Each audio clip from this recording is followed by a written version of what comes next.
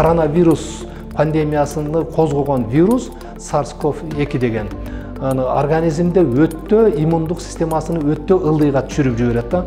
Ошондуктан бул оорууда өткөндөн кийин, ооругандан кийин адамдар айрыкча хроникалык оорулар менен ооруп жүргөндөр, өнөкөт болуп калган оорулары бар кишилер өтө каттуу ооруйт. Себеби көпчүлүк ооруда мындай эле элестетип көрүңүздөр, гепатит вирустарды түздөн түз өлтүрө турган дары жок. Демек, бул вирустар менен күрөшүүдө организмдин өзүнүн иммундук системасы иштеш керек да. Демек, бул жерде иммундук системасынын деңгээлини алсыздандырып таштагандыгына байланыштуу бардык гепатит менен ооруган оорулар өтө каттуураак ооруйт, айыгуусу кыйыныраак болуп калат да. Ушуга биз өтө каттуураак бир көңүл бурсак деп ойлойм да.